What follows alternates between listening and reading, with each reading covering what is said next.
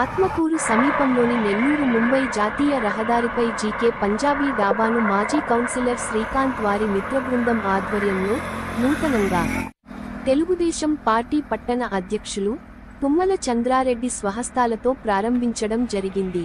కార్యక్రమానికి ముఖ్య అతిథులుగా ఎంపీపీ కేత వేణుగోపాల్ రెడ్డి, టీడీపీ నేతలు Ketha Vijayabhaskar Reddy, AMC vice chairman Gundala Bujjireddy, TDP యువ నాయకులు పిడికిటి వెంకటేశ్వర్లు, నెల్లూరు శివారెడ్డి, ఆత్మకూరు నాగయ్య, అజ్గర్, బాబు తదితరులు హాజరయ్యారు.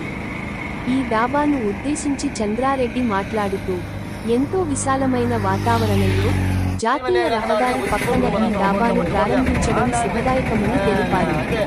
ఈ డాబాలో ఆంధ్ర రుచులతో పాటు తమిళనాడు, మహారాష్ట్ర, కర్ణాటక రాష్ట్రాల రుచులను కూడా అందించాలని, ఇక్కడకు విచ్చేసిన కస్టమర్లకు త్వరితగతిన వారు కోరుకున్న రుచులను సత్వరమే అందించి వారి పట్ల అంకితభావంతో పనిచేసి వారి మన్నలను పొందాలని ఆశాభావం వ్యక్తం చేశారు.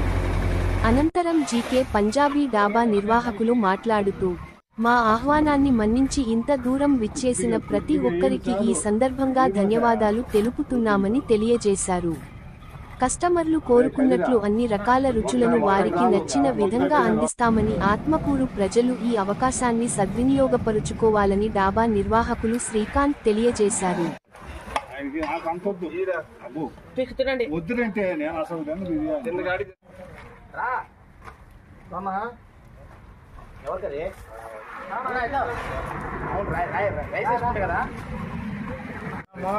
చంద్రారెడ్డి గారికి, కేత విజయభాస్కర్ రెడ్డి అన్న గారికి, పిడికి వెంకటేశ్వర అన్న గారికి, మన సురేష్ బాబు సార్ గారికి, ఇచ్చేసిన అందరికీ ధన్యవాదాలు.